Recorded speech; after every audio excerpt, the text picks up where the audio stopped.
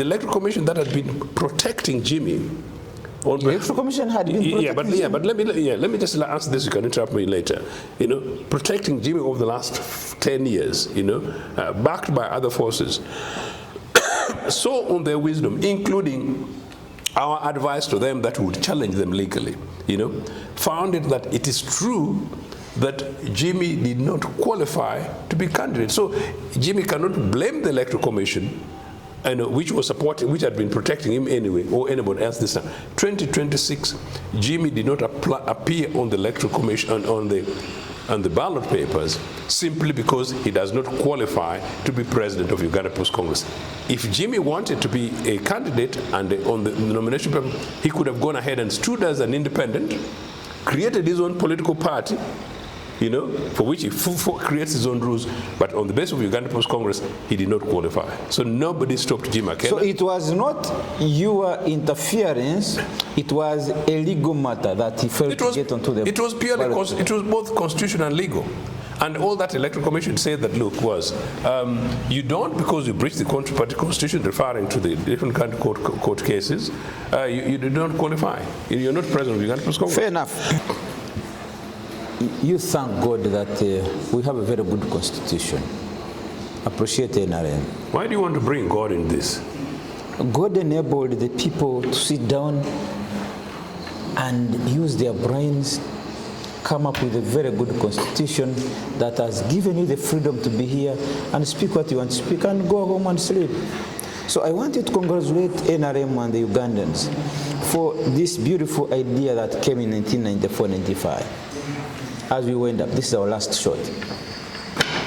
You really want to bring God in this nonsense called the NRA Constitution of 1995, a forged document that was used to steal and eat lots of our people public money in order to give credence and legitimacy to a military organization that lost elections and then sought to subject our peoples to wars of terror in the bushes and came and usurped powers from a democratically elected government, formed themselves, sold our public properties, sold our assets, broke the membership of this country, broke our communities, and gave things to themselves and properties, including public houses, and then come the 1989 kind of thing, trying to legitimize themselves to claim that they're forming a new constitution, and then came with a constitution with political parties with their hands in the back.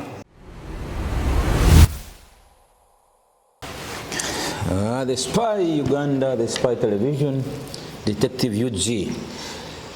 Share, like, and comment on our various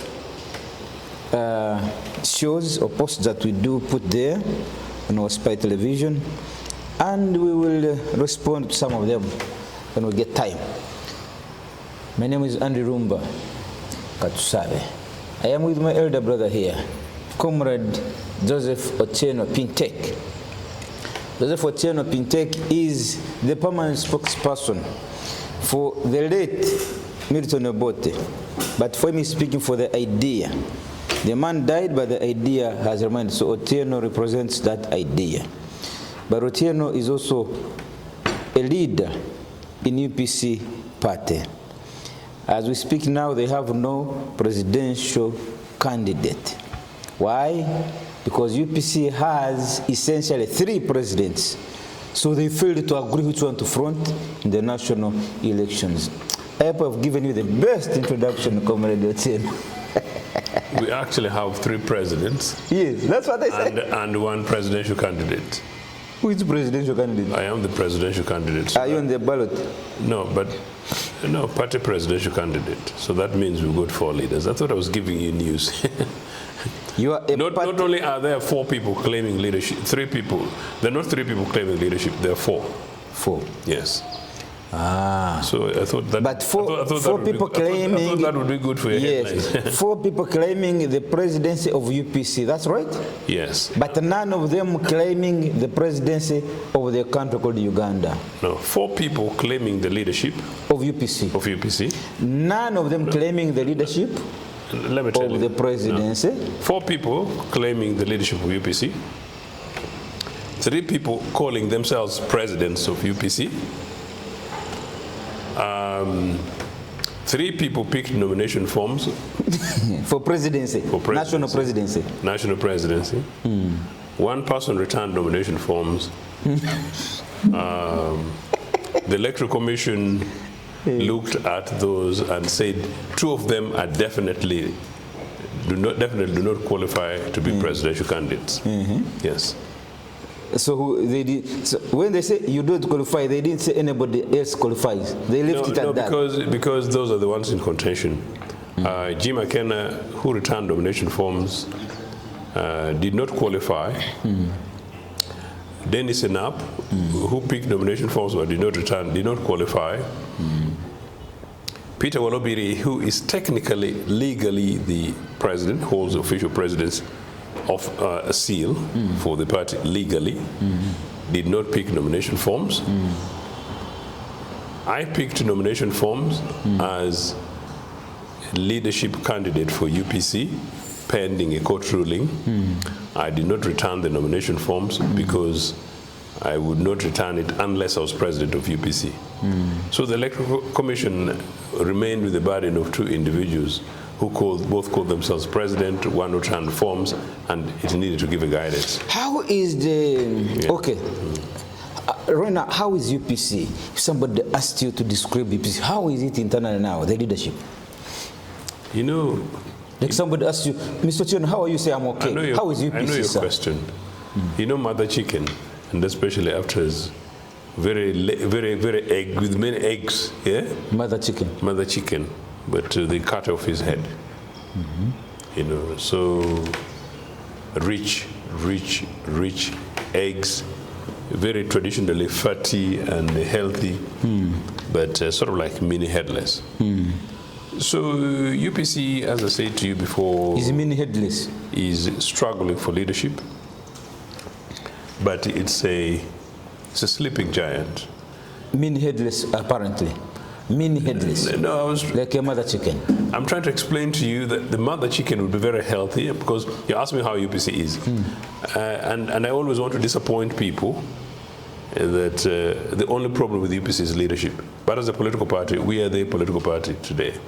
And we are the political party is a political party because of leadership internally. No. It's holistically leadership, values, organization, membership, including what it represents. The fact that I am being unkind to ourselves by saying that we are leaderless, it simply means that we don't have a leader who is legitimately and democratically recognized. But we've got leaders. You're headless. I know you want to. You're the one who used that. I love it. No, you're headless. Headless UPC. No. I was telling you. Headless UPC. The content of UPC is deeper than anything else you'll find in the streets of Kampala or anywhere in Uganda. Yet it is headless. The head is like. By the way, maybe let me frame it this way. Do you know those terrible heavy snakes with 3-4 heads sometimes in very flattened? Like, but 4 heads. That is UPC. Now your job is to ask which one is sharp. Which one is the sharp? So you have 4 heads. 4 heads. Is it a better explanation for you?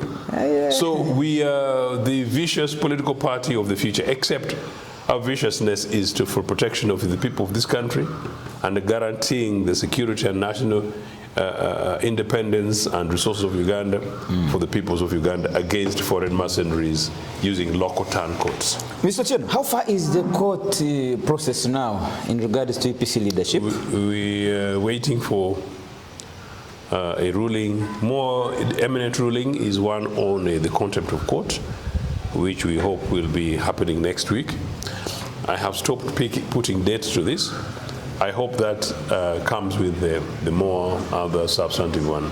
But definitely we expect a ruling of some sort next week on the contempt of court application, yes.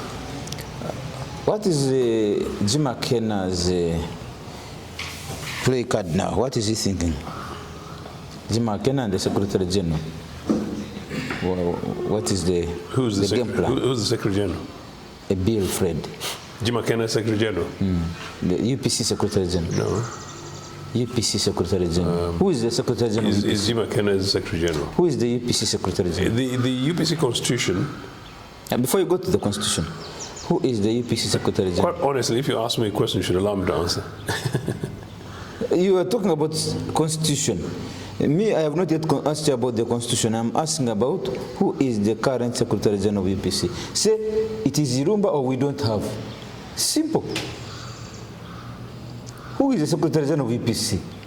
Either it is Joseph Ochieno or Irumba or we don't have. I don't know whether you attended UPE schools or not. Maybe you did. No, it started long before the UPE. Long before came. UPE. Yes. So we had multiple questions where you said A, B, C, D. You choose and then one. Once in a you circle. Yeah, then once in a while also.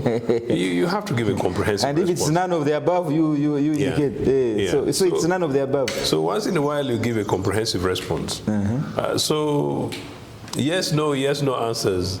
That one is, these days you find it in NRA. Yes, no, oh, multi-ideological, and then you don't get the depth.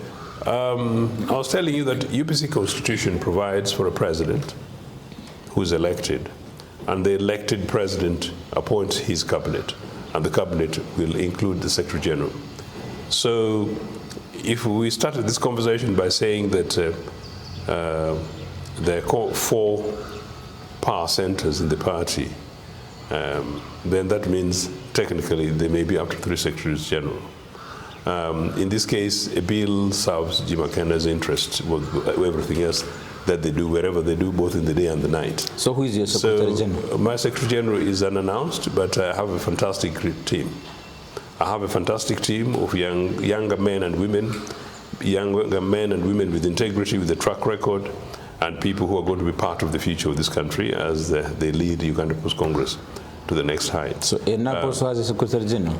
I don't know whatever they have in their teams, but I'm just trying to tell you that. Okay, now, Ochieno, from the last week show I did with you, people, first of all, I must appreciate that you have very good views. You have a very good following in Ochieno. Thank you. Congratulations. You have a very big following. Thank you. May they continue. Nationally, continentally, and globally. Thank you very much. And may they continue. And by those, a matter of interest, I sometimes wonder how, I genuinely wonder whether there's something wrong with Africans and Ugandans. My opinion gets sought by amongst the best in the world. Yes, amongst the best in the world. Your opinions are sought by amongst the best in the world. I agree with you. And then when I come down here, sometimes you almost are trying to beg people to liberate their minds in the corners of Chinoni. So I find that sometimes funny. But no, I really true. Jesus was never appreciated at his home ground. They didn't see a unique person. They decide, okay. Yeah. Thank you, but thank you. Jesus was never appreciated. That's why he had to leave. He had to leave his own home and come somewhere else. Yes. Thank you. So thank you. Thank you guys. So, I want us to revisit some of the comments from because this will also encourage them to continue following and posting. So I want you to respond, but give each response some little time, maybe a minute. I will start reading for you. Respond. The first comment goes, Mr. Joseph Ochieno, if you see this comment, I really support your opinions about UPC. Please speak to Jimmy and find a common ground. This is Emmanuel Otike. Emmanuel, fantastic. Thank you for asking. And Emmanuel, get in touch with me. I can have conversations more with you. But you just need to know that before 2020, I personally, with a few other people in the party, sought to dialogue, sought to encourage Jimmy Akena and others who were competing, because I didn't have a direct interest to try and bring peace. I even involved and commissioned a religious leader, actually a bishop, to bring Jimmy and the Walubiri groups together. It didn't happen simply because they failed to agree. Following 2020 elections in which I was elected, I said I would bring all the parties together. I've been very much committed to dialogue. More recently, following the more recent court challenges, we've had 3 different attempts to peace talks and mediation. I have spoken to Jimmy, I have spoken to Peter Walobiri, I've spoken to Dennis Enap. One of the many other meetings, I contributed to making sure that all of us sat together. So those efforts have been there. The only problem is that some of my colleagues want to take, and nothing to give. And in peace talks and mediation, you don't do that. Give and take. It's a give there and is take. always Yes. a win-win situation, give and That's take. right. And then if you find people who you lose one, you gain one. Precisely. And you lose one and gain one in the interest of the bigger picture. The greater good. For the party, for the community, for our country, for humanity. So if people are focused on their dubious things, and that is their thing, it's very difficult. So just rest assured, we try that, and I continue to try that, and my doors will continue to be open. Okay. Another one says Ochieno should write a book about the UPC. Yes.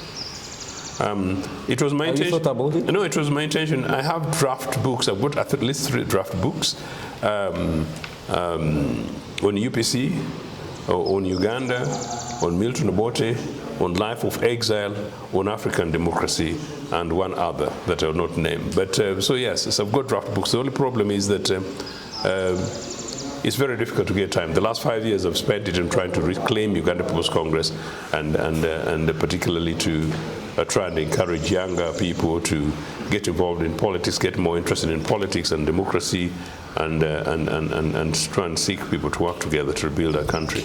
Partly because of the experience you and I have in terms of our times and energy.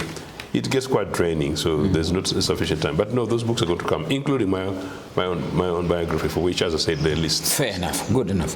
Another one says, oh, Mr. Ochieno, are you now the flag bearer for UPC in the 2026 presidential elections after you and the NAB frustrated Honorable Jimmy Akena? He's asking. This is Joe Akena. This is Joe Akena.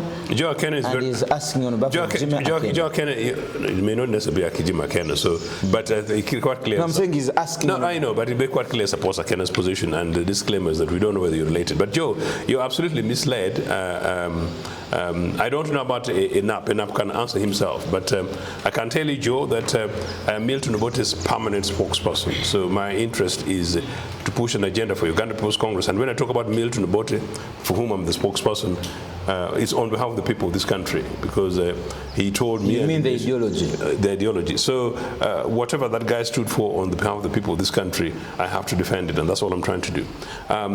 Jimmy's candidature was not frustrated by anybody. It wasn't, in fact, frustrated by Enap, not frustrated by Walobiri, not frustrated by myself, not frustrated by the Electoral Commission. This is a very important point. Jimmy's candidature was frustrated by his own illegality. Jimmy broke Akena. Jimmy broke the UPC constitution in 2015. He was then generally the popular person in terms of delegates for the district conferences. But being popular does not mean you usurp the power. So Jimmy did that in 2015. So he can't blame anybody else. So he broke the constitution of Uganda People's Congress. People at the time went to court. And they went to court because court is the arbiter higher than the political organization. Court dismissed his application, basically confirmed that Jimmy had broken the constitution.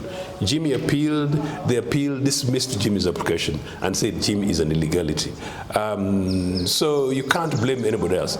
More recently, granted, Enap took Jimmy to court, but Enap also broke the rules because Enap participated in Jimmy's illegal electoral process. But when they went to court, Enap's technical fact in court in front of Justice Namanya was when Justice Namanya said on the interpretation of the UPC constitution where you cannot serve 2 terms, and Jimmy has been occupying the party headquarters by force over 10 years, he did not qualify to stand as a candidate, and that was all that was determined. Finally, when it came then to the question of the Electoral Commission that had been protecting Jimmy, the Electoral Commission had been protecting but let me just answer this. You can interrupt me later. Protecting Jimmy over the last 10 years, backed by other forces, saw on their wisdom, including our advice to them that would challenge them legally, found it that it is true that Jimmy did not qualify to be candidate. So Jimmy cannot blame the Electoral Commission, which was supporting, which had been protecting him anyway, or anybody else this time. 2026, Jimmy did not appear on the Electoral Commission, on the ballot papers, simply because he does not qualify to be president of Uganda People's Congress. If Jimmy wanted to be a candidate and on the nomination paper, he could have gone ahead and stood as an independent, created his own political party, for which he creates his own rules, but on the basis of Uganda People's Congress, he did not qualify. So nobody stopped Jimmy Akena. So it was not your interference, it was a legal matter that he failed to get onto the... It was purely, it was both constitutional and legal. And all that Electoral Commission said that, look, was you don't, because you breached the party constitution, referring to the different kind of court cases, you do not qualify. You're not president of Uganda People's Congress. Fair enough. Finally, Gilbert Ogwal says, please, Mr. Ochieno, why don't you open up your own political party if you're not confusing just UPC? Why don't you open up your own political party, Mr. Ochieno? This is Gilbert Ogwal. This must be our last comment. You're being very cheeky. It doesn't work that way. Uganda People's Congress is the founding political party in this country, and you need to think about what you write, my friend. UPC is a membership organization founded by Ignatius Musaza as its first president. Many people have died for this country across the country. I came from Western Uganda the other day, including meeting two elders, including one who met Milton Obote in 1962. I met somebody in Western Uganda the other day, actually, I'll not mention the area, somebody who was literally almost living underground, son of a powerful sub-county chief, county chief of the 60s, and living like a pauper somewhere in Western Uganda, lost 2 children because of this political party. So no, this political party doesn't belong to individuals. So my job is to protect the party and to protect the constitution of this party and to report, Ogwal. It's my job to report whatever nonsense is happening by certain people in this country to Milton Obote in heaven. So to ask me to form my own political party, no, membership political parties, you break the rules and you breach the rules and then you decide to go there. So if you're asking me out of UPC, you've got some funny nuances there that I think you should go ahead and examine your conscience. No, we are just correcting this political party. We are claiming it as a membership political party. It doesn't belong to any individual. So if you're not comfortable with what I'm saying, I think you go ahead and form your own political party. All I'm trying to do is to save this political party for the members, and I hope you're a member of Uganda People's Congress. If you're not a member of Uganda People's Congress, then you're very cheeky. Now that one has upset you. No, I'm not upset. But it's very difficult to upset me. The only person who would otherwise upset me is Mr. Museveni, whom sometimes the Kenyans and others find very comfortable to sit around. So Museveni once in a while upsets, but even him, I don't get upset. I'm too focused to reclaim this party and reclaim this country on behalf of the citizens of this country to get upset. And by the way, the other thing is this. One of the major philosophical things that I got is this thing about having an opinion, what people think about you. Maybe I should also tell Ogwal. And Ogwal should go ahead and tell others. Before I returned to this country from exile with Jimmy Akena, in fact, I went from London to Lusaka. I headed a political delegation to Uganda on directives of Milton Obote, by the way, father of this country and father of this party. I was privileged to have attended a big seminar related to this, both in Agadir, Morocco, and another one in the Bahamas, in a fantastic place. And one of what the leading guy was talking about at the time, part of it, Ogwal, I was preparing myself and my mind. And Dr. Tony Quinn says, Andrew, for you to lose sleep, over people's opinion about you, sometimes people say funny things about you and then you can suffer at night, but for them they're busy snoring them after their crooked waraji. So what I learned, and I'm telling you, Andrew, and I'm telling you, young viewers particularly, you should focus on integrity, focus on goodness, focus on honesty, focus on being good, focus on your health, focus on your life, focus on community, focus on decent values, focus on faith, and focus on spirituality, focus on your health. But at any one time, anybody who's trying to play around with your particular position, they want to blackmail your goodness. Such a person must be extremely important to you. So as I was coming back from Nassau, the capital of the Bahamas, and I was flying with some of my other friends from London. I mean, from Nassau to London Heathrow, and I was wondering, who on this earth, whose opinion on this earth really matters to me, So at the time I thought about Tony Blair, whom I knew then at the time at Lesson. You had known him for some time. He is now the most popular prime minister, but had now been disorganized by the Iraqi war. But a very powerful individual and somebody, I had thought about the Nelson Mandela, and then I thought about other personalities around myself. Then I thought about a certain Mzee Edward, not mention the other name. Mzee Edward is somebody I consider very heavily, sort of like my mini-father today. I thought about Mama Miriam. Then I thought about Milton Obote. And then I thought about my father. This is very important. Then I said, all these people, then I narrowed it down to home. I knew my father, who was alive then. My father died 2.5 years later, 3 years later. Had such high regards for me. Had such high regards for me. Mama Mira almost didn't apply because she was low-key elsewhere. Mzee Edward has and his wife, extremely high regards for me. And then I thought that the only person whose opinion about me, if negative, would bother me was Milton Obote. But I was also convinced, I was also very convinced, and I knew it, that Milton Obote had such high regards for me. Then this question was completely irrelevant. So, Andrew, I'm telling you, plus your viewers, especially the young viewers, don't boast because you're disregarding public opinion. You should be able to respect it. But anybody's opinion towards you, particularly if it's cheeky, sometimes silly and negative, and blackmail, and jealous, it must be an extremely important person in your life for the opinion about you to matter. To matter, okay. So the funny thing is that my dad, the past old Milton, has died. But then one of the things, because I do God, I'm completely convinced that old Milton is watching from heaven. And so, look, from the time I got to know this guy up to the time he died, I know that there's nothing I ever did that disorganized him that he wasn't happy with. And there's nothing I didn't do that he thought I should have done. And since his death, actually he died, after just independence. This is about his anniversary of his death, October. Since then until today, there is nothing I've done that I know the guy in heaven is not happy with. So my bar in terms of opinion is old Milton. So you can see where it is. Your bar is Milton Obote bar. Oh yeah, and you know what? Out there, cheek. You'll really struggle. Okay, you have nailed it. You really struggle to bother me. You've made the point. Yeah, thank you. You've nailed it. Your bar is Milton Obote bar. So you don't mind about what people say. Now, let's calm down now. Comrade Ochieno, today is Wednesday. Tomorrow, Thursday, is Uganda's 63rd Independence Day. Are you aware?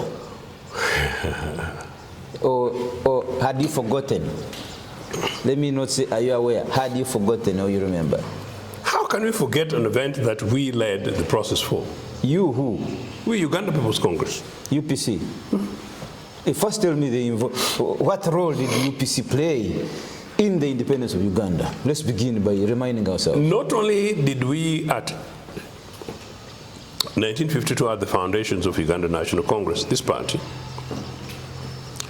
we were founded as a political party to push and deal with the grievances of the African Ugandan, then in a colonial Uganda, controlled by the British politically and economically, and fully controlled by the Asians economically. And the ordinary Ugandan was the serf, the bottom.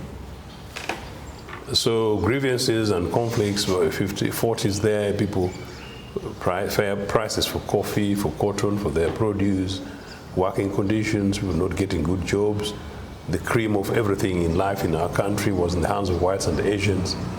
Africans were. So that is around when the Uganda National Congress movement came in around those issues.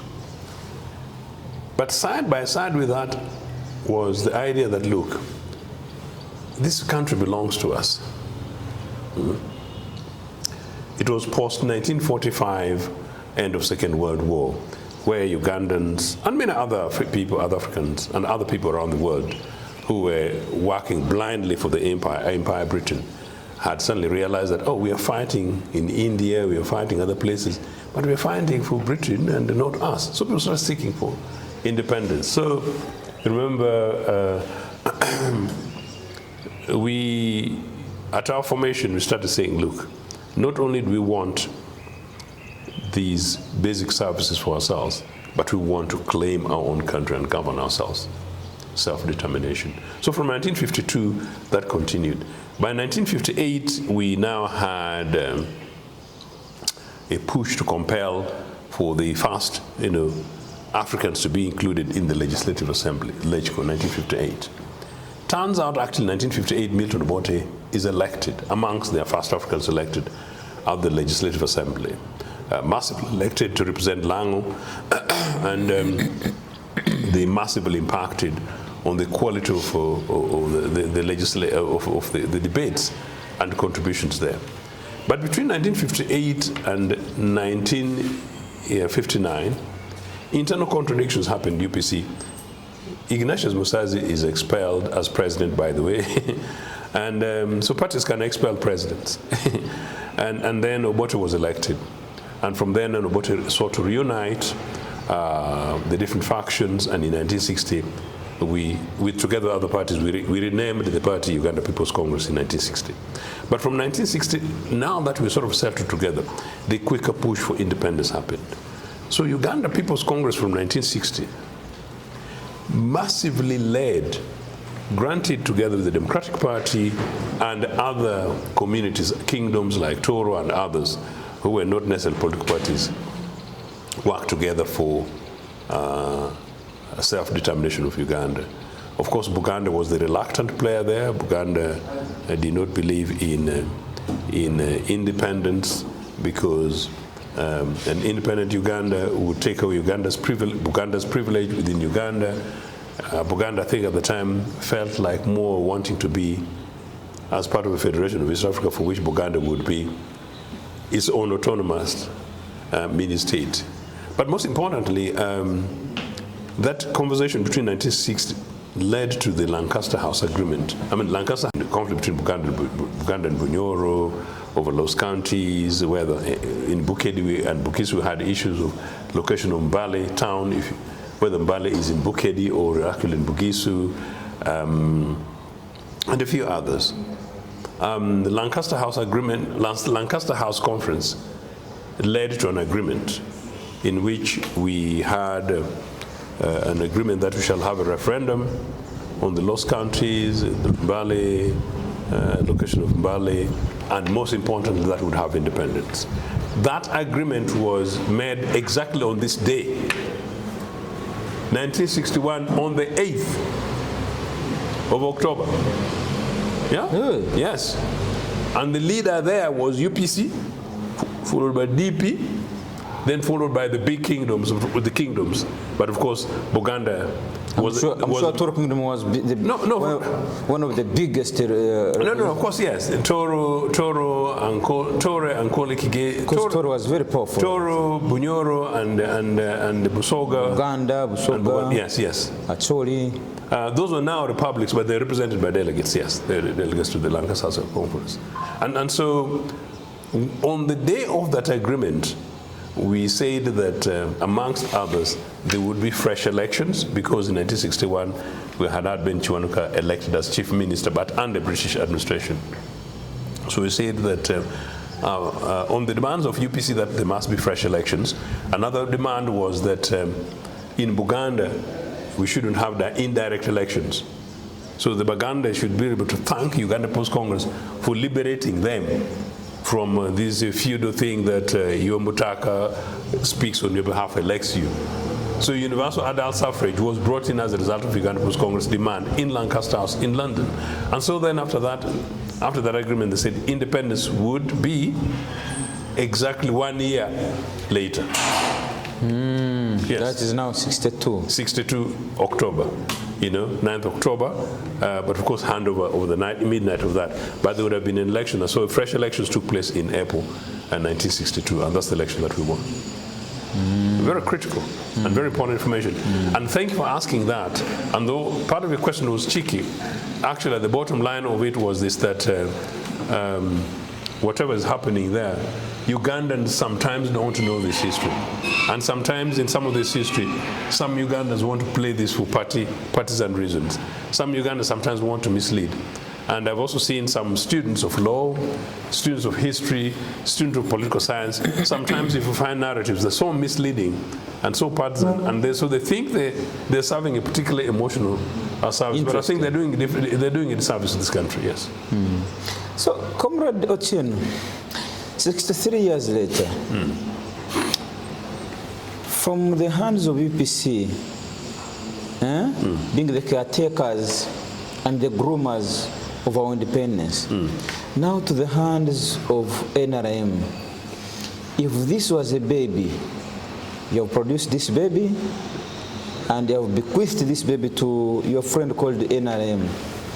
Would you say NRM has been a good parent or guardian for that matter? They have groomed your child very well. NRM has been a good guardian. Because they have guided your child for the last 40 years.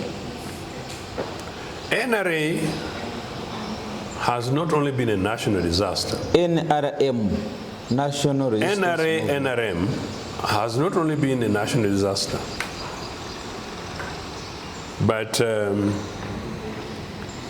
they abducted our child. Called independence. Meaning Uganda. Abducted our child, stunted the child, and the child has literally lived a life under which you would almost frame it like kwashako. Kwashako. Yeah. This child called independence or Uganda is suffering from kwashako. Yes. Terrible. When this child was under your care, how was this child? Oh, very healthy. No. Oh, very healthy. No. Uganda? Oh, very healthy. No. If that was the case, Ochieno, you wouldn't have left power. Because every Ugandan would love a child that is of good value, of good health.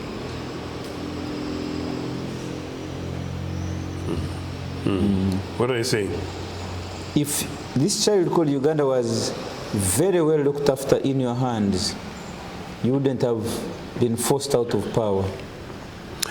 Thank you. You use the word forcing. So are you one of the people who say that when a child is abducted in the locality, you begin to blame the parents for being silly? Abducted?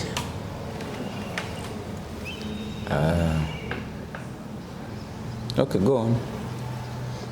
No. Uganda was abducted in 1971 by Idi Amin.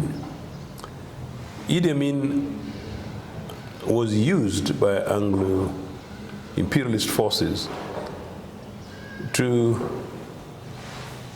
break the massive growth of the Republic of Uganda, the building that we're doing for this country, and redirect the milk, the juice, the yogurt, the nuts, the oranges, the mangoes, the millet, the bushera that we're mobilizing for our children, and take it to Anglo-American imperialism,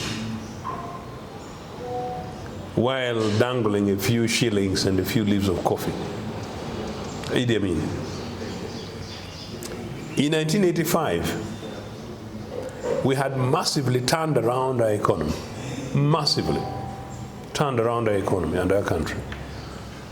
Again, thanks to the greediness and short-sightedness of a few individuals with the Musevenis breaking people's necks in Luwero, okay?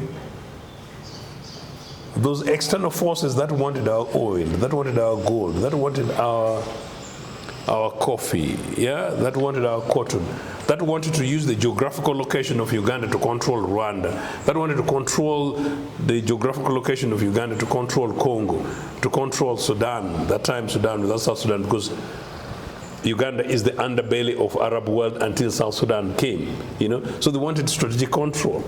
You're a Pan-Africanist, you get the context, yeah?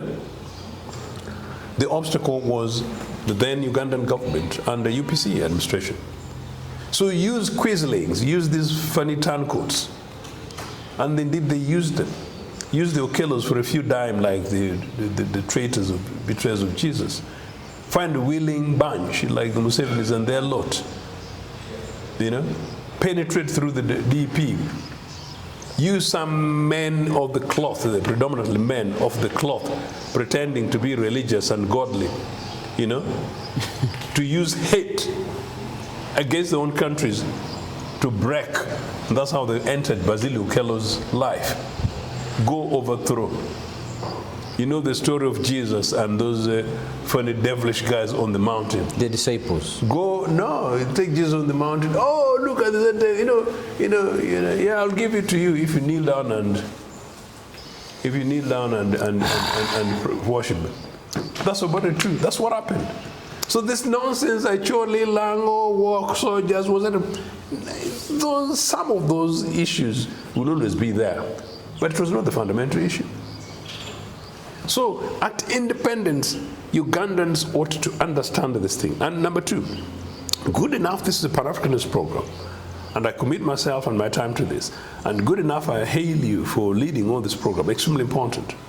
Pan-Africanists, particularly when you talk about independence, today should be a day of mourning.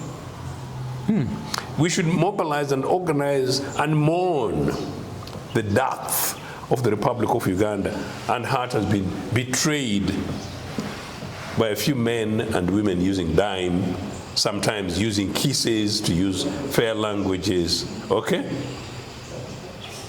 At the expense of Uganda, Ugandans and Africans on this continent. In 1962, when we obtained independence, we said never again. We are saying that we are claiming back our own country for our own children, sovereignty. We claimed this country, and you know what we did? On the basis of sovereignty, we said, look, let's think ahead. In 1962, we had the capacity to say we shall provide universal education, not primary, universal education. In 1962, we said we shall provide universal health care, free at the point of entry. We said we shall provide employment for every Ugandan who needs it and is skilled. And what happened, Comrade? No, we did. That's my point. We did it. All those things we did. You know, so that's what this bunch found. That is what Idi Amin interrupted. That's why Museveni and Okellos, their bunches of Okellos, interrupted in 1985. Why are you calling them bunches? Because they're a bunch. That's a derogative. No. Bunch is not derogative. I'm trying to. A bunch of people. I'm trying to say a group of people. But a bunch of people, like a bunch of banana. I'm trying to avoid derogative words, and in UPC we are disciplined. We don't use bad words. But you're using a bad word, Comrade Ochieno. A bunch. Yeah. You know I'm a linguist. Yeah. Yeah. You know I'm a linguist. Bunch. You tie a bunch of banana. Okay. You tie a bunch of grass. Yeah. But you can't say. I found a bunch of people there. Should I call them revelers? A group of people. Should I call them revelers? A group of people. A group of revelers, yes? Okay, go ahead with your point, Ochieno. Finish your point.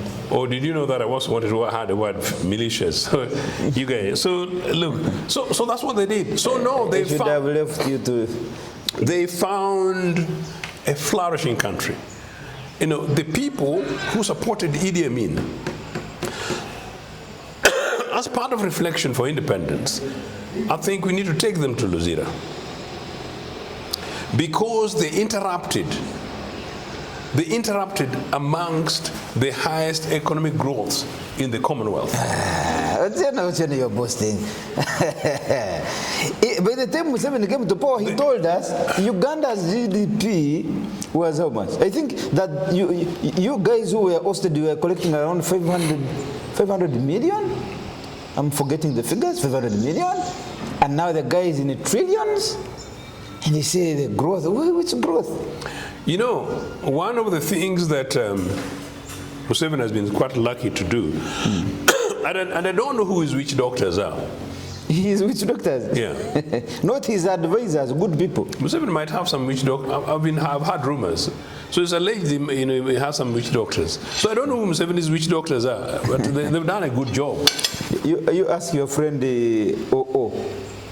OO. Since OO is from your area. Honorable is my brother. Leave him Richard alone. Todong, because those are... Todong is not from my area. I know you guys, you dump people. Todong is actually from where, Endere went and dumped them into concentration camps. So Todong, maybe those are people struggling with the Stockholm syndrome. I don't know. No, why are you speaking like that? No. I'm telling. But this is a basic, straightforward, intellectual conversations, aren't we? Because we're talking about independence. No, the reason why I actually pushed them, because if I consider what was happening between 1962 and 1971, interrupted, and between 1981 and 85, things that I saw and that I know, and I see the bunch of mess taking place today, I'm actually quite restrained. You are very annoyed inside your heart. So I'm quite restrained. But you restrain yourself. So imperialist forces would like to use a few quislings, deny the African child basic education, deny the average African woman basic health, including guarantee for maternity process, deny an average African man automatic jobs after graduation, deny an average Mutoro guarantee that they can jump on a second-class or first-class train from Kampala to Kasese and then extend it to Fort Portal as planned. They're the ones in Kasese. No, I'm just saying the train, because the train direction will not. Yeah, because it was bound to Kasese and then continue to Fort. Deny them that opportunity. At the expense of a few shillings, like Mabati money, given to a few Ugandans. Then they burst, and you see them very shiny. You know who they are. They're very shiny, And then once in a while they sleep, particularly in the National Assembly.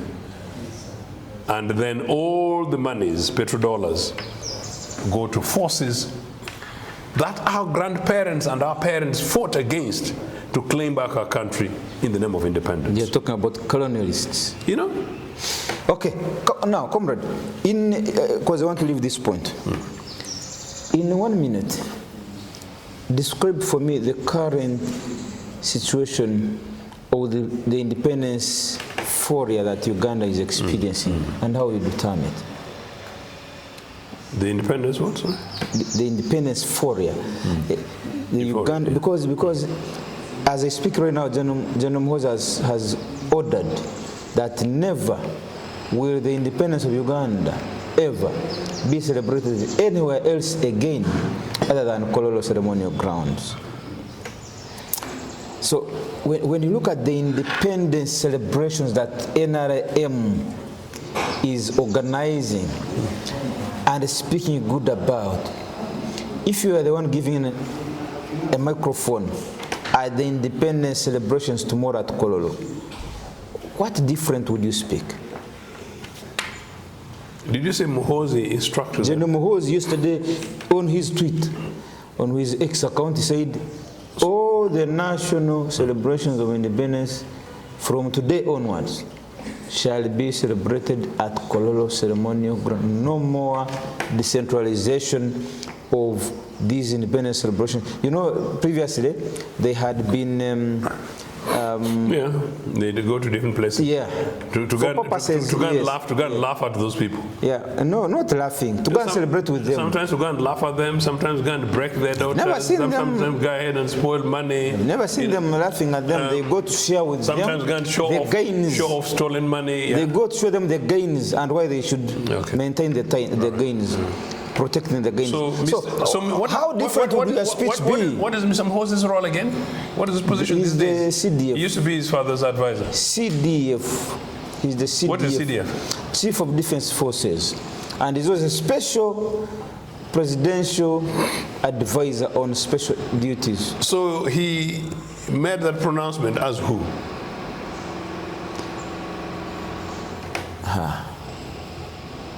Because he's a CDF. CDF is Chief of Defense Forces. Then special presidential advisor on special duties. On special duties. Maybe independence could be inclusive. Because when they said special duties, they did not specify. So he can come into advice. Did he say his father said so? So he was speaking as a He's the one who spoke. as his father's spokesperson?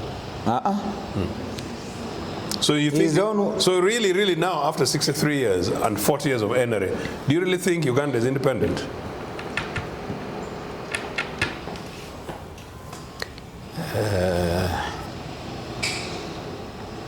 Ochieno, did you finish your coffee? First take a sip of coffee. My coffee is very nice. First take a coffee. This is no, don't add me water. This is now enough. This coffee is very nice. I think it came from Toro. From Toro. But you guys, you grow more tea. More tea. But this is some level of coffee. Diversified. What I wanted you to take your coffee is that first take a sip and so that we come back. Because you're dodging my question. Sounds you're right. Okay, I'll take a sip. But it's nice. Is this tea cold? They could warm it for you. Don't you worry, but now answer me. We have left that point. We have left that point. But I am the one who was asking you, which speech? Ochieno, you were given a microphone tomorrow at the Independence Day. I said, Ochieno, come and speak. Microphone is not my problem, and you know it. Microphone is not my problem. So what would you speak different from what they are saying? No, the problem is that possibly I would cry. You'd take a microphone and cry instead of celebrating? Yeah. Then I would remove the microphone from you and we'll remove you from the podium. Why? Because you are mourning for nothing. Uganda has moved for the last 40 years. When you look at from a nation state to a family state, yes? No. Uganda right now, President Museveni the other day was saying, now in army they are recruiting quarterly from each region. That is to ensure that there is equal distribution, that there is equity, that there is no nepotism, that there is no tribalism in the army. You have your boys, your brothers in the army. I have, everybody has. Actually, so this is a national army. Actually, do you know how many generals do how many generals are there in NRA? It is not only generals that are in the army. No, I'm just asking. There are soldiers in the army from different ranks, from different points. How many generals are there in NRA? In NRA? Generals? No, I can't know really. I can't know. You're the spy, Uganda, you like spying, you don't know that. How come you don't know this, man? Generals, but I remember General Erweru. So there's only one general? I remember, no. There is this, there's also this one who was the chairman of the military court martial. Oh. Hey, that guy who used to speak in tongues. Was it a general? Yes. Is it Temahu? It's General Tema something. The man who used to be the court martial chairman here. That actually guy? Guti, Andrew Guti. You're talking about Guti, yes. Yes. But there's also Tema. So you know two generals. You know two generals. Now you know these are just coming from off cuff. You know, if I got into my research, I would give you a very long list. You know. Okay. Out of your research, this is the deputy, the former deputy of IGP who died the other day. Out of your research, how many generals would you pluck off from Buganda? From Buganda? Buganda. Is Naroiso a general, brigadier general? Naroiso. Buganda, Naroiso. Who else is there? I think there are many Buganda generals. Okay, you know, this is spontaneous. I don't know. Would allow me to do my research. Do your research, okay, next time. Yeah. And then you check how many generals are from Bukedi. No, I'm saying, okay, now you're doing research. How many generals are from Buganda? How many generals are from Bukedi? How many generals are from Busoga? How many generals are from Teso? Yeah. How many generals are from West Nile? Huh? How many generals are from Karamoja? Yeah? How many generals are from Lango? How many generals are from Kapchorwa? Yeah? Yes. Yeah. You see? And then you tell me which family has the highest number of generals. Family? Yeah. No, this is research work, so you need to, yeah. Family? It's good for your viewers, yes. Which family has got the largest, Yeah. Okay, just off cuff. The generals from Western Uganda, Ankole, Toro, Chiges, and Bunyoro sub-regions, the first one is General Yoweri Kaguta Museveni. You now failed the test. I didn't say list them, but carry on. No, let me show you. The first one is General Yoweri Kaguta Museveni. The second one is General Salim Saleh. General Eri Tumwine, he died. General David Tinyefunza. Now we have left now Western. Now we are in Uganda. General Katumba Wamali is here, Buganda. Then we go back again to Western Uganda, Lieutenant General Muhoozi Kainerugaba. Then we go back again to Western Uganda. Why do you call Muhoozi? Stop demoting the young man. He's a general. Okay, General Yoweri son. General Yoweri Museveni. There is a Major General Kaindo Tafire. There is General Ivan Koreta. There is now we have gone to Northern Uganda. General Charles Angina. Then we go back again to Western Uganda. General Mugira.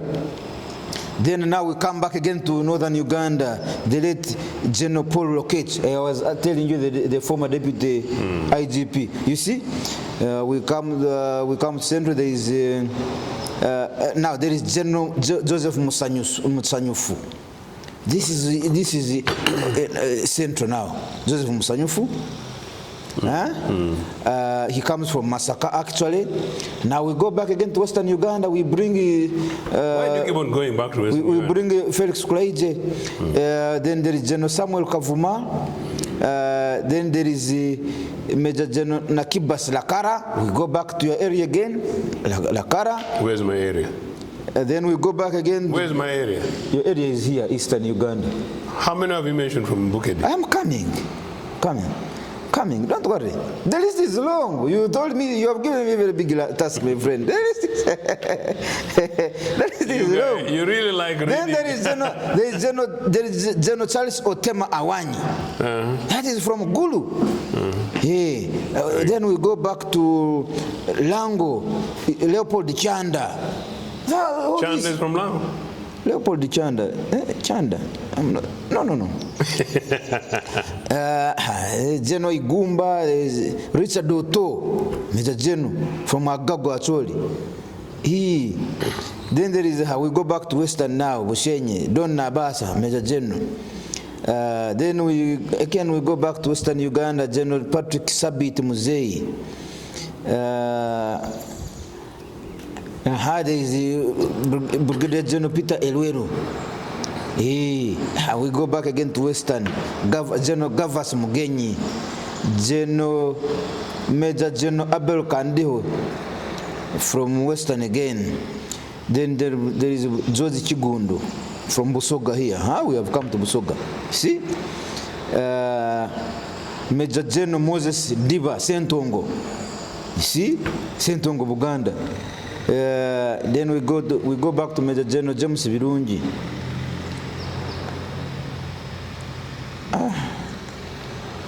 Well done. Well done, my brother. Okay, sir. Very representative. Very representative. So NRA, so are you complaining again? NRA is doing good. Are you complaining again? I have read everybody, almost all the regions. There's somebody. So there is a kind of harmony. Who there is from Bukedi where I should keep quiet? The name. I could have forgotten how I read the name. You thought when you're saying Ofonopondo, you think Ofonopondo is a general. But you have the Speaker of Parliament. But look, the Speaker of Parliament is not from Bukedi. But look, isn't she from Bukedi? Bukedi is not Bukedi. You guys, you never studied civics. Almost even broke the system for you. For us in primary school, by P6, we had the map of Uganda in our heads. And we knew which we. But anyway, so No, wait, let's go slow. Bukedia is it's in Teso. Teso sub-region. Bukedi is what? Bukedia. Bukedi. Bukedi is former Greater Tororo. So you'll find Samia. So it is a former. So what is it now? You know, Bukedi was once upon a district. Bukedi is the sub-region that includes Samia, Tororo. Okay, let me talk about the districts of Busia, Tororo, Butaleja, Chibuku. Now these guys have broken districts into family units. Chibuku and I think there's even a district called Butebu. You know, Nagongara is a district now, so... Yesterday in the rally, I had him again promising another district. Giving other districts. He said, those who want a district Get it. over a road, raise up your hand. They said, I have given you.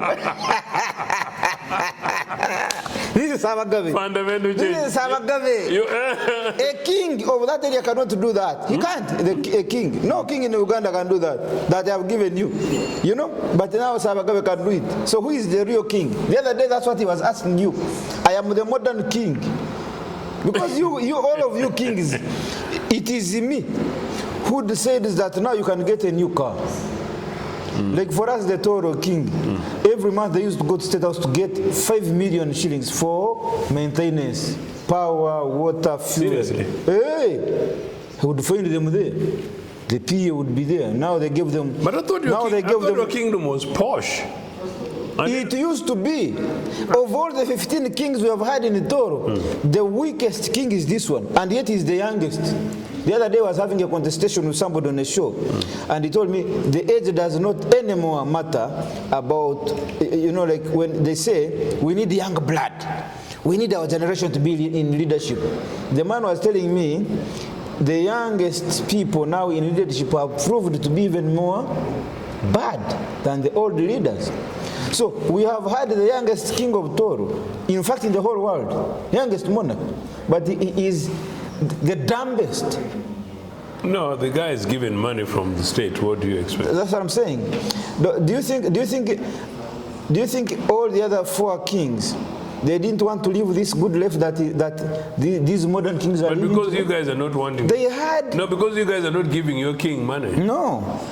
No. For me, at least, I'm a Republican. I'm No, not obliged. tell me. I'm not obliged to anybody. But if you guys in our kingdom, Mr. so Ochieno. if your kingdom, then you should every month, you know, spare 10% like tithe, another 10% to your king. Mr. Ochieno.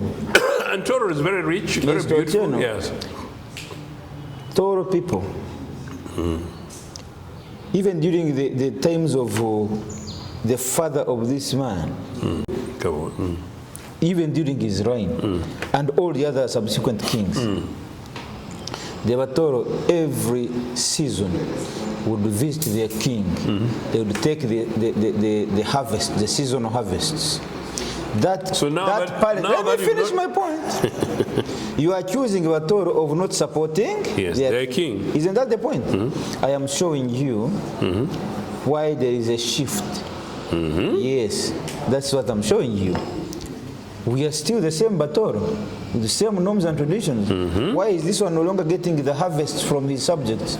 Yet his father and the other kings before them were getting, even they were forcing them to take them. You get it? That palace would be open. It was not being guarded by SFC. No, it was being guarded by the local chief's guards. You get it? With spears and shields. But again, they were not meant to hurt you. No, they were meant to protect the king and yourself. Once in, nobody would hurt you. Today, go there, Toro. You have not been to Toro. I'm going to take you to Toro, by the way. I've been to Toro. How can I not have been to Toro? I'm UPC man. So today, once you reach at the entrance, who is there? SFC. What is SFC? Special Forces Command. The security that's supposed to protect the president. Museveni special boy? Yes. The ones supposed to protect the president, they're the ones protecting the king. But king has his own cultures and traditions.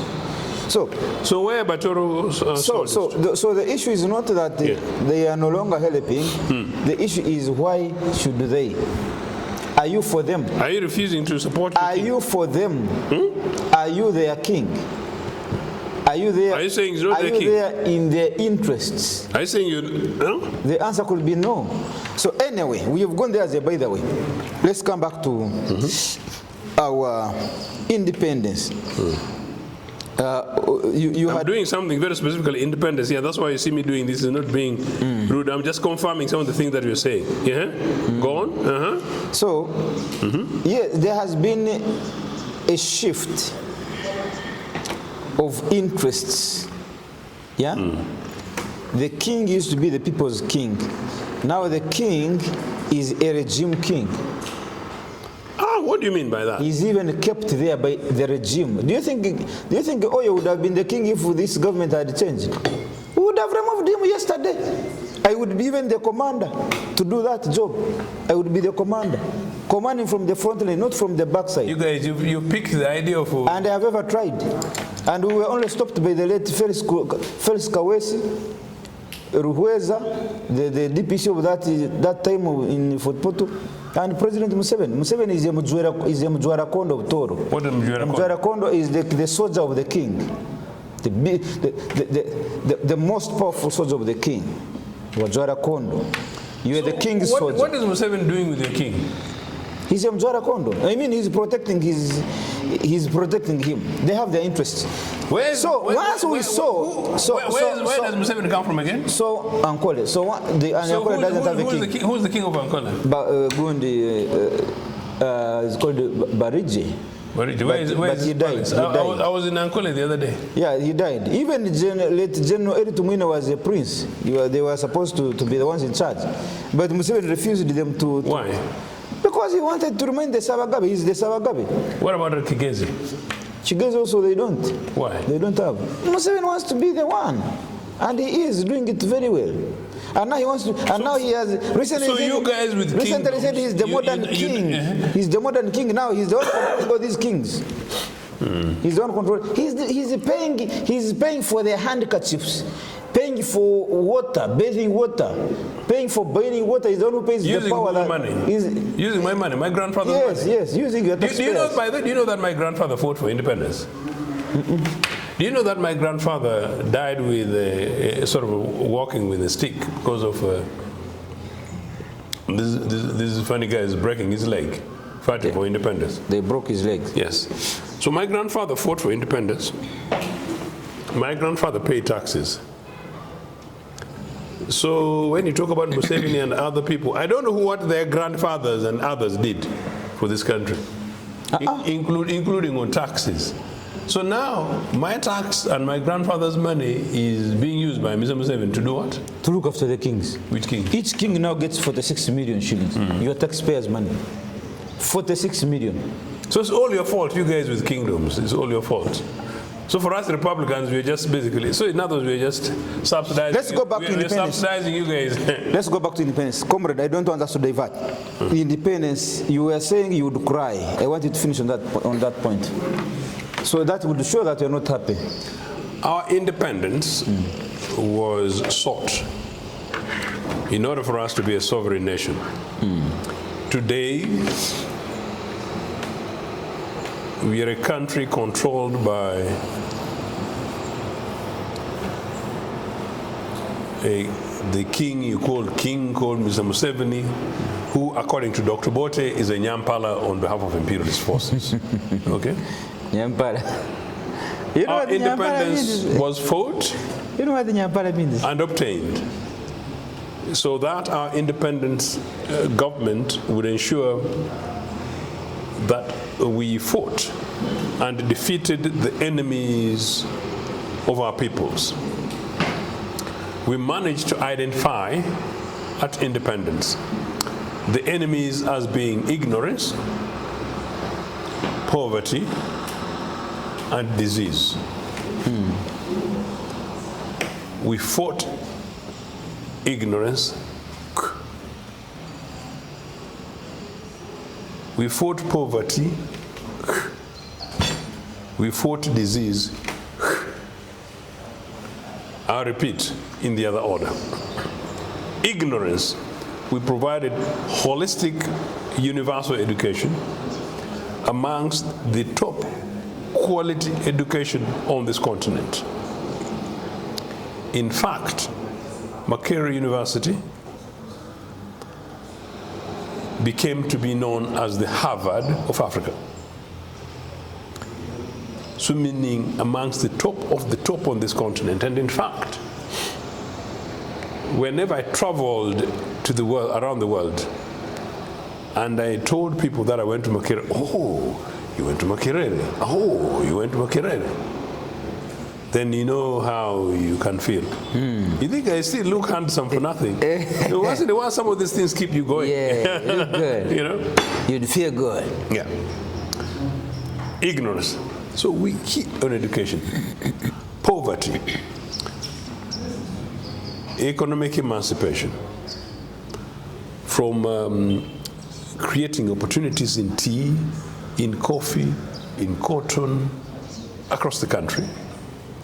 Animal husbandry, including cattle, the cattle corridors, creating those ranches and the cattle deeps, and support and providing for all that is needed for animal husbandry, from ranched farming to non-ranched farmings in Tororo and Karamoja and Teso and others.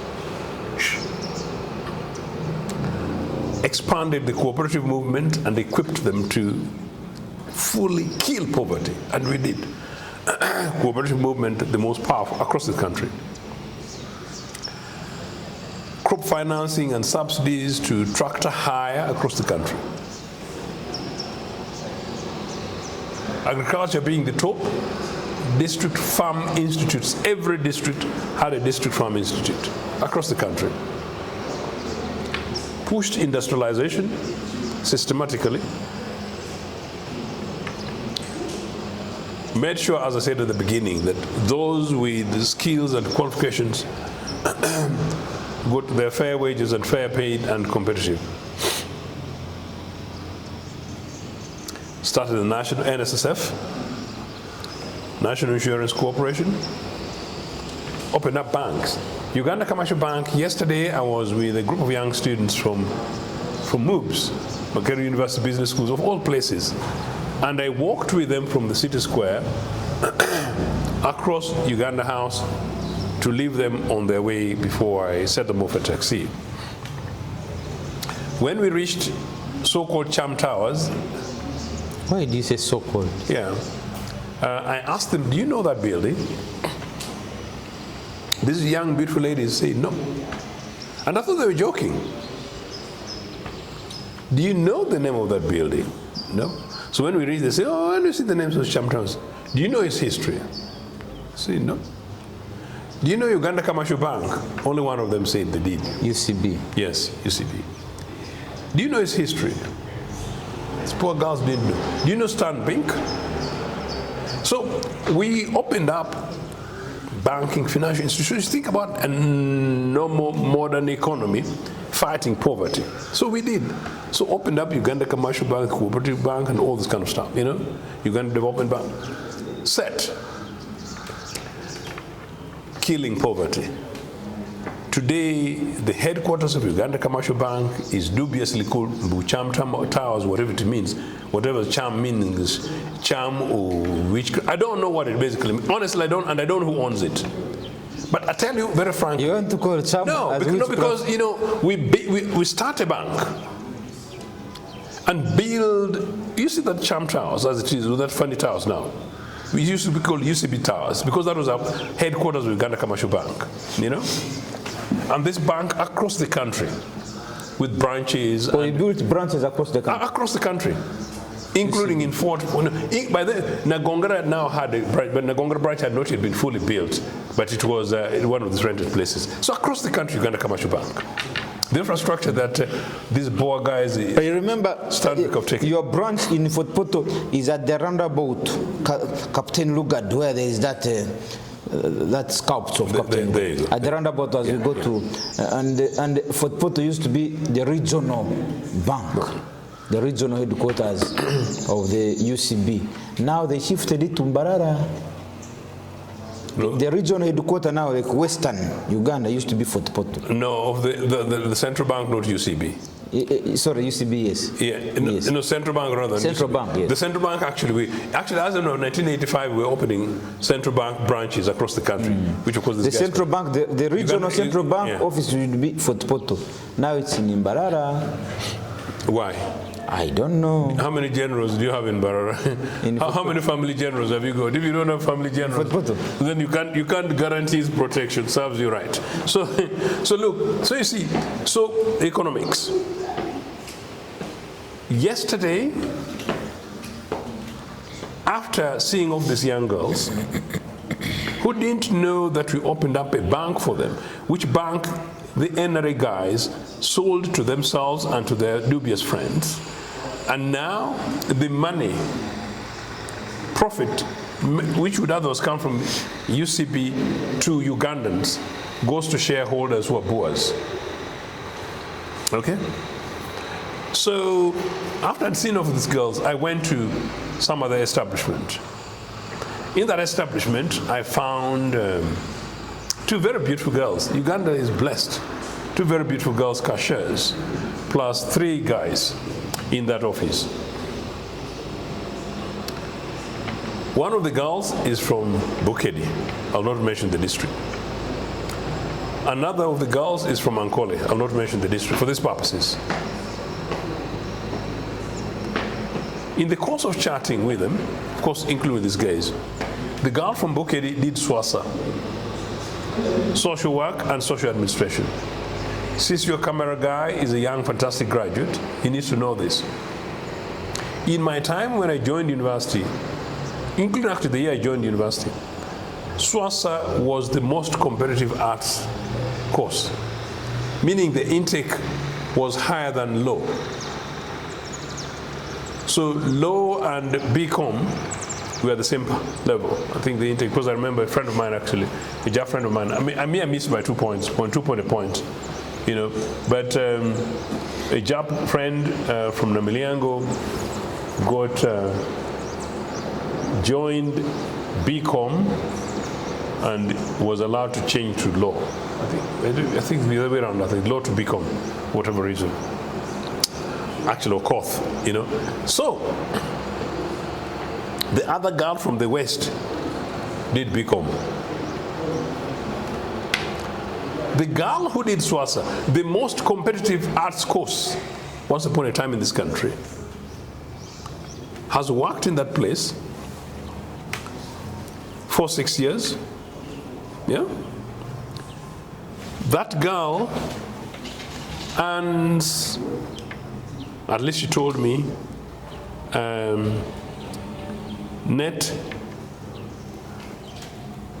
Comrade Rumba 520,000 Uganda shillings. So that is what they're paid. So there was no need me asking the other girl from the West, because we were having a chat.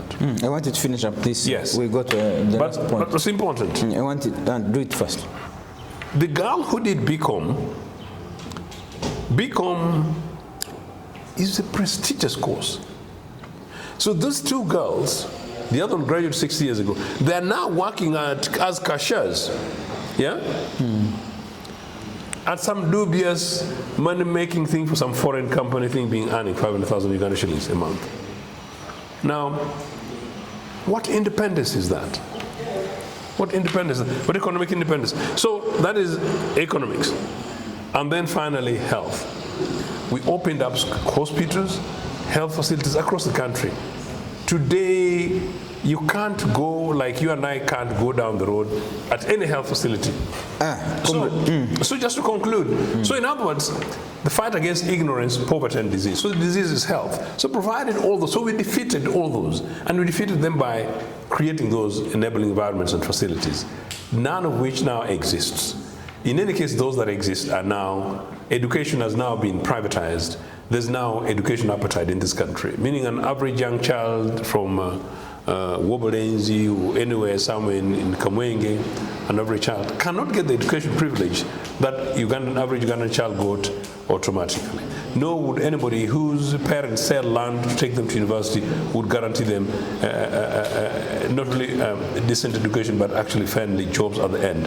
And even at the end of the day, you and I, we just pray that you don't get serious disease, health illnesses, because we don't know which land you're going to sell in order to go to attend one of the private hospitals around Kampala to get 20 million Uganda shillings. Fine. So that is the missing link. And so if I go to Kololo and I see that, and I think it, and I see the shells of this country, there's no reason why I don't cry until Sunday morning. Fair enough, Comrade Ochieno. Now, Comrade Ochieno, I am told the NRM Constitution, not NRM, but the Uganda Constitution. It is the NRA Constitution, yes. You're right in the first instance. Why do you want to? The 1994-95 Constitution was for Uganda, not for NRM. Although it was done under NRM. No, NRA did the thing for themselves. But carry on. It is, today it's making its anniversary. You thank God that we have a very good constitution. Appreciate NRM. Why do you want to bring God in this? God enabled the people to sit down and use their brains, come up with a very good constitution that has given you the freedom to be here and speak what you want to speak and go home and sleep. So I want you to congratulate NRM and the Ugandans for this beautiful idea that came in 1994-95. As we went up, this is our last shot. You really want to bring God in this nonsense called the NRA Constitution of 1995, a forged document that was used to steal and eat lots of our people public money in order to give credence and legitimacy to a military organization that lost elections and then sought to subject our peoples to wars of terror in the bushes and came and usurped powers from a democratically elected government, formed themselves, sold our public properties, sold our assets, broke the membership of this country, broke our communities, and gave things to themselves and properties, including public houses, and then come the 1989 kind of thing, trying to legitimize themselves to claim that they're forming a new constitution, and then came with a constitution with political parties with their hands in the back. A constituent assembly where, although people were representative individually, political parties did not participate. A constituent assembly in which there are only 2 slots for political parties and 10 slots for soldiers. Is that what you call a constitution for somebody to celebrate?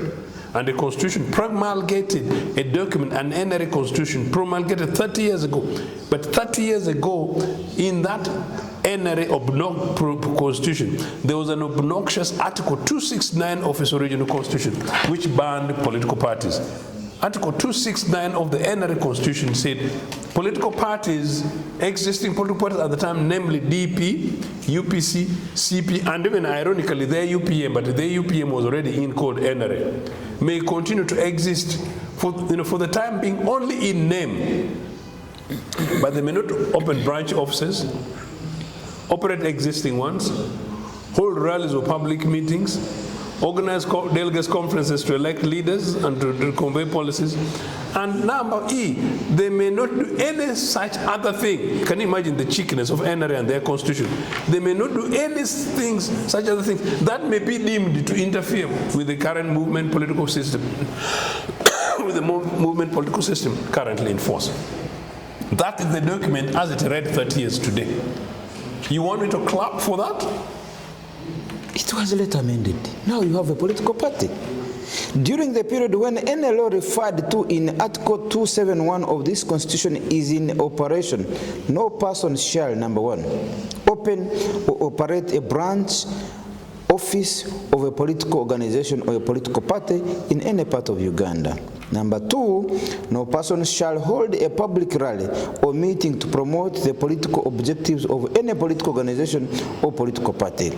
Number 3, no person shall offer membership to or in any way recruit persons as members of a political organization or political party. No person shall organize or participate in the mobilization of members or other persons for any political purpose connected with the political organization or a political party.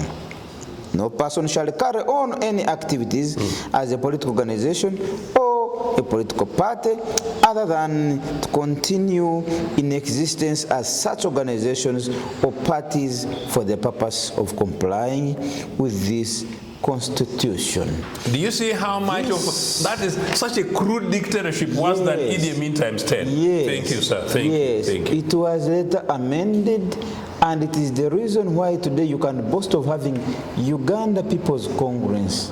You even go and petition court, Jimmy Akena, that we must partake of the taxpayers' money. Why are you removing us from receiving money? So, yes, those were the times, but times have rolled back and they have amended the Constitution. I'm going to That's why I said, find something positive to appreciate these guys and the Constitution. Okay. Can I use a strong word? No. Which word but it's a legal word. First tell me, first write here the word you want to use. I see whether it can pass. No. Use another word. Don't use it. No. You know, you are trying to tell me that, oh gosh, that some dubious strangers comes to your family. Try to dress it. Yeah. Use a different metaphor. Forcefully takes. Okay. No, I think it's a legitimate argument to make. That somebody illegitimately takes a girl from a family, you know, a child arises out of that. And because the child is there, maybe mixed race and posh, or maybe mixed Batoro versus Batororians. By the way, when we mix blood, it's very good. A child from Toro and a child from Tororo, blood from Toro, if you put together, we become a fantastic crossbreed. So yes, the child looks handsome, looks beautiful. Aha. So the process is okay. So we accept the father, even if it's a dubious thief from the streets of Kampala. Oh yeah, come in, son-in-law, yes, you know. And on that note, we've come to the end of today's Andrew Irumba Live. My name is Andrew Katusaba, and this is Comrade Joseph Ochieno Pintek, the permanent spokesperson for Obote, the idea. Thank you so much, sir, for giving me your time. Thanks for having me. Really appreciate it.